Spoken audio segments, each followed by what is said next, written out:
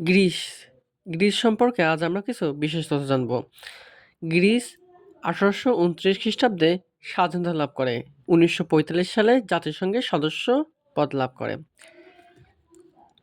দর্শন চর্চা সর্বপ্রথম শুরু হয় গ্রিসে। প্রাচীন গ্রিসে কিন্তু দর্শন চর্চা শুরু হয় এবং জ্ঞান চর্চা করতে গিয়ে এই ফিলোসফি শব্দটি সর্বপ্রথম ব্যবহার করেন প্লেটো।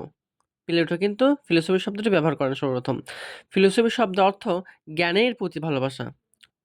অনেকেই কিন্তু ফিলোসফি ডিপার্টমেন্টে পড়েন বা ফিলোসফি সব জায়গায় কিন্তু ব্যবহার হয়। এর অর্থ হলো জ্ঞানের প্রতি ভালোবাসা। বাংলাদেশের একমাত্র গ্রিক সমাধি রয়েছে ঢাকা বিশ্ববিদ্যালয়ের টিএসসি চত্বরে। গণতন্ত্রের সূতিকাগার বা আঁতুড়ঘর বলা হয় গ্রিসকে। গণতন্ত্রের আঁতুড়ঘর বলা হয় গ্রিসকে। পৃথিবীর মানচিত্র প্রথম অঙ্কন করেন গ্রিকরা। বারবার কিন্তু প্রশ্নটা বিভিন্ন জায়গায় চলে আসছে যে পৃথিবীর মানচিত্র প্রথম কারা অঙ্কন করে? গ্রিকরা। গ্রিসের পুরো নাম ছিল হেলাস। গ্রিসের আগে যে নামটা ছিল সেটা ছিল হেলাস। হেলাসকে গ্রিস নামে রূপান্তরিত করেন রোমানরা। গ্রিসের উচ্চতম পর্বতশৃঙ্গের নাম মাউন্ট অলিম্পাস।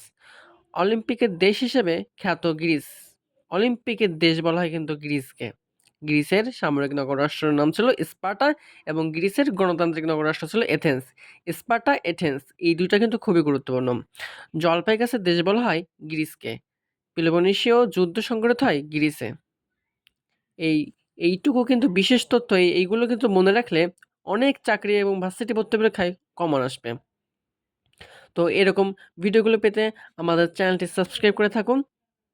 ধন্যবাদ সকলকে।